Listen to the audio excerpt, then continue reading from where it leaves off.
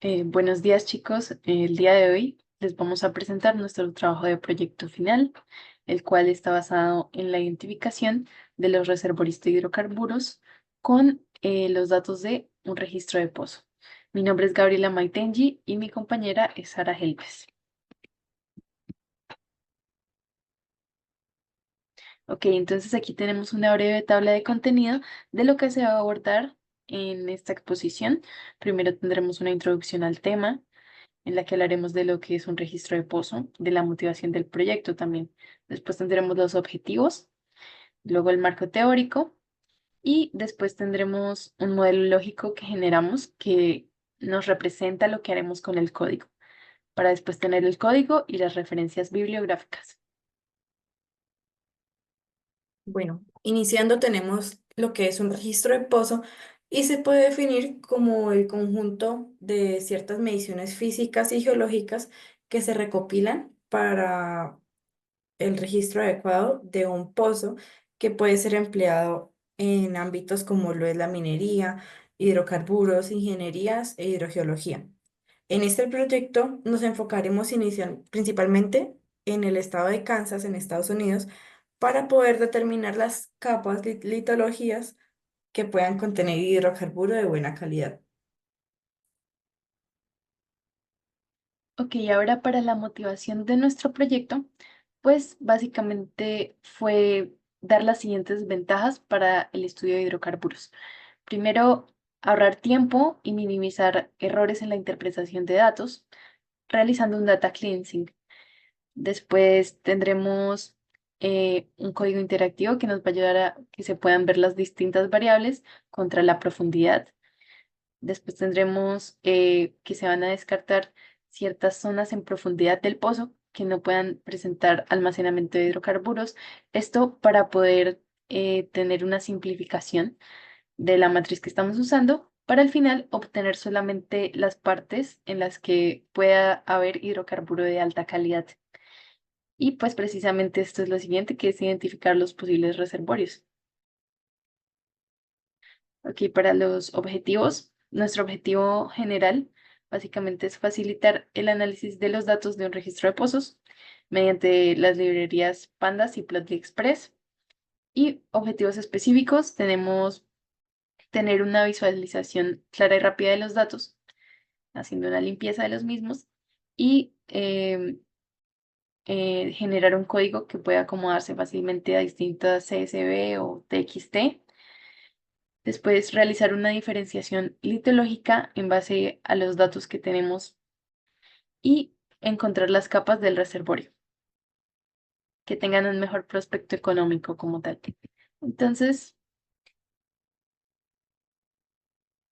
Luego tenemos las definiciones que vamos a utilizar para la determinación del registro de pozo y tenemos que las propiedades de este pozo, el diámetro tiene 7,88 pulgadas con una tolerancia máxima de desviación de 0,5. Tenemos principalmente las propiedades que nos ayudan a determinar el diámetro del pozo, las cuales serían cald y calm. Mediante las herramientas de Neutron se da la implementación del cal. Para el cal se da mediante las herramientas de densidad o mecánicas. Y para el cal se da mediante herramientas de enfoque microsférico para poder identificar correctamente procesos de lavados, rugosidad y también la estabilidad propia del pozo perforado. ok, entonces ahora lo que vamos a analizar es principalmente la densidad de bulk, que sería RHOV. Esto está dado en gramos sobre centímetro cúbicos y esta propiedad básicamente nos representa la densidad de las rocas evaluada electrónicamente y pues se aproxima a valores reales, incluyendo matriz, espacios porosos y fluidos. La particularidad de esta característica es que tiene un factor de corrección, ya de por sí vienen los datos, el factor DHRO, y pues este factor se va a implementar para corregir esta propiedad. Después tenemos el factor fotoeléctrico de absorción y pues este se refiere también a la capacidad de las rocas de absorber pequeñas energías de rayos gamma. y esto nos va a ayudar a hacer una diferenciación litológica más específica, más que todo diferenciar rocas sedimentarias.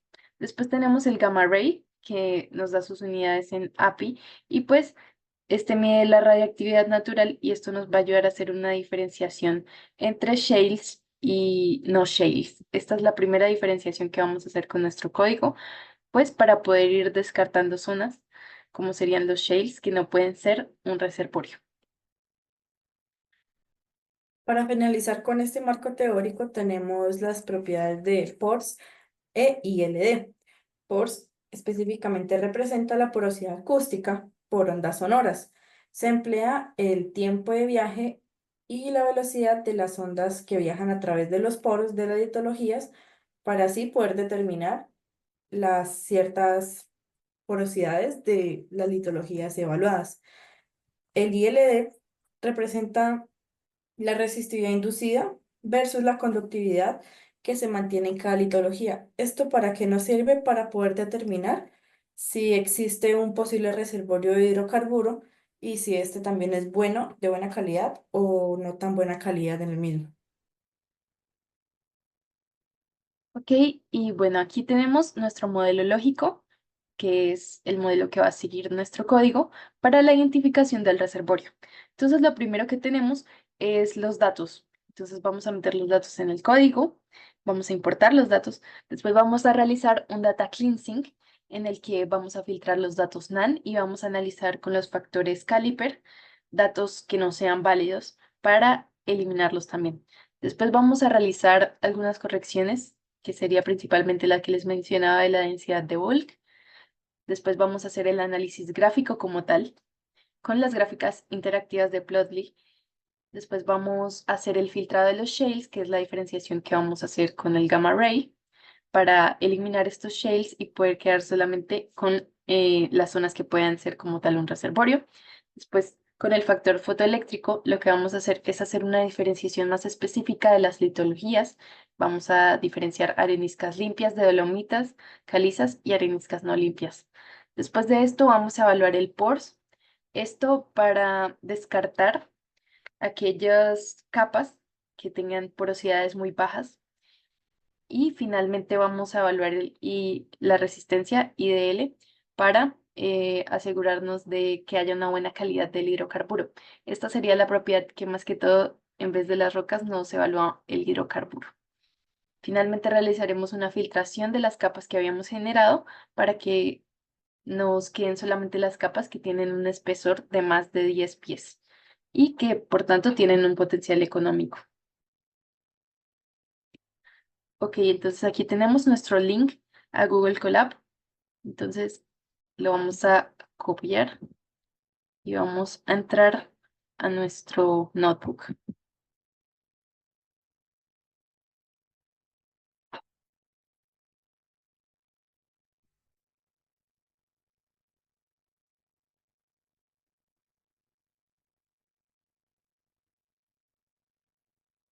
Ok, entonces aquí tenemos ya nuestro notebook.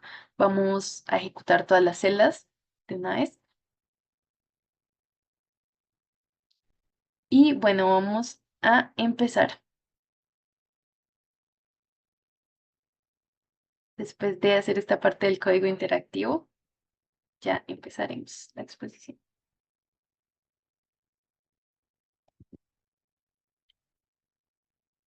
Ok, Meramente ejecutamos todas las celdas del código y hacemos la respectiva importación de las librerías a utilizar. En este caso tenemos la librería Pandas y la librería Plotly Express, la cual nos servirá más adelante como un recurso de imagen de gráficas interactivas. ok, ahora en esta parte lo que vamos a hacer es procesar el archivo que está en TXT. Básicamente seguimos este código porque como tal en los registros de pozos al principio no se ubican todas las columnas que son las que vamos a evaluar, sino que hay ciertas características del pozo, como por ejemplo sería el diámetro del pozo o la ubicación del pozo. Entonces esto no queremos tenerlo en nuestro data frame, por lo tanto lo que vamos a hacer es es indicarle al código que no vamos a empezar a leerlo todavía, sino que se va a empezar a leer cuando esté en la columna depth y pues a partir de ahí nos va a generar ya como tal el data frame y luego lo que haremos será convertirlo a un CSV con esta línea. Entonces ya aquí tendríamos el CSV generado. Como podemos ver, hay muchos valores, pues al principio están estos valores MAN y también están estos valores de menos 999.25 que para los pozos usualmente indican un dato vacío. Entonces, bueno, aquí tenemos nuestras columnas y aquí tendremos la eliminación de las columnas que no vamos a procesar para este proyecto. Y así tenemos una simplificación del data frame.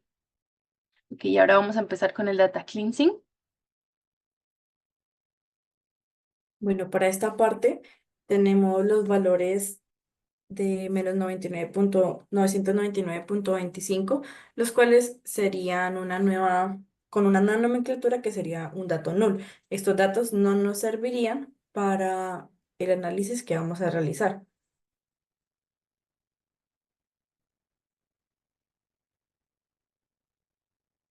Ok, entonces en esta parte los borramos. Eh, Vamos con un código iterativo línea por línea, utilizando pues esta función de isNa, pues para generar un, una nueva variable que se llame b que contenga todas las filas que tengan datos nulos y de esta manera las vamos a quitar de nuestra data frame. Ok,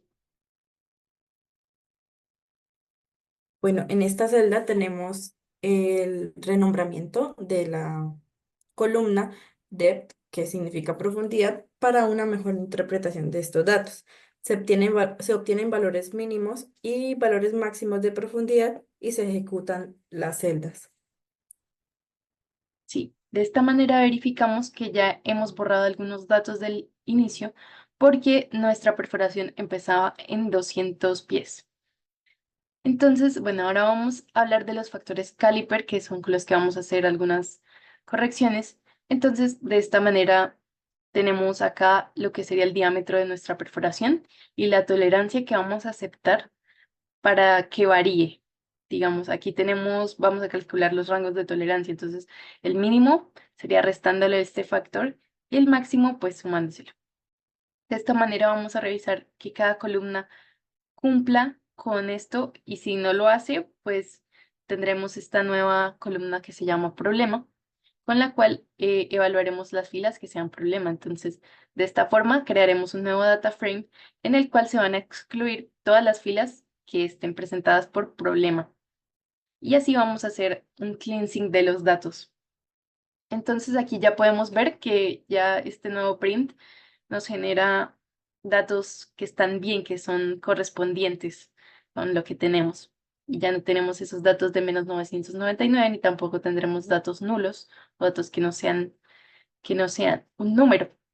Entonces acá podemos ver que la columna problema para todos estos genera false, precisamente porque no tienen datos nulos. Ok, para esta parte de las correcciones, lo que haremos básicamente será corregir, como les mencionaba, la densidad de bulk. Entonces, para esto vamos a generar esta nueva columna que se llame RHOV corregido. Entonces, para eso lo que hacemos es sumar la columna de densidad de bulk más su factor de corrección. Y de esta manera, luego lo que hacemos es quitar todas las columnas que ya hemos procesado para hacer una simplificación de DataFrame y poder tener una mejor visualización. Entonces quitamos el RHV sin corregir, el factor, lo que es el problema y los factores caliper también. Entonces aquí lo que hacemos es verificar los valores máximos y mínimos de esta densidad de bulk para confirmar que tenemos valores que son normales para las rocas. Es decir, que no tenemos ningún dato que sea anómalo o que no pueda ser real. Entonces aquí lo verificamos porque en estos rangos, pues son los rangos normales que hay para las rocas.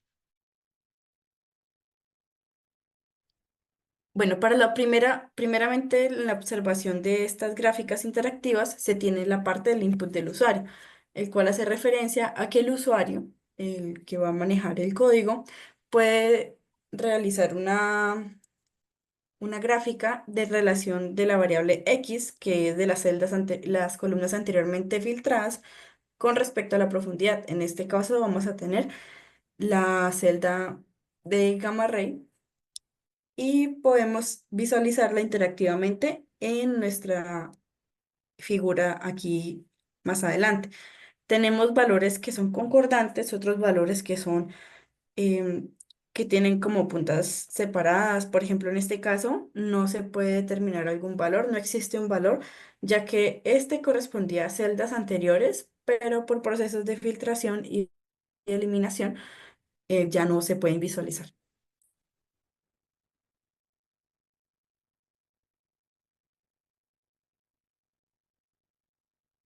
Bueno, aquí podemos observar lo que sería un cambio de litología. Vemos cómo el gamma ray pues va variando de acuerdo a la profundidad y hay partes en las que pues obviamente crece más y de esta manera se van a diferenciar los shales de los no shales y eso es lo que vamos a evaluar acá.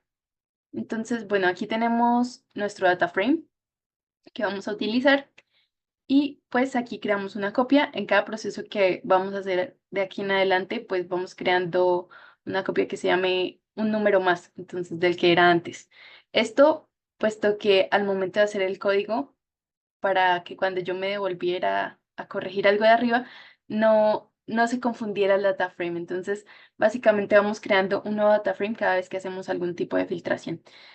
Entonces aquí lo que vamos a hacer es clasificar mediante estos bins, mediante estos intervalos. Entonces de 0 a 55 tendremos los no shales, que son los que nos interesan en este caso, y de 55 a 600 tendremos los shales. Entonces creamos la nueva columna que va a llamar potencial reservorio, en la que vamos a evaluar estos shales y no shales mediante el gamma ray.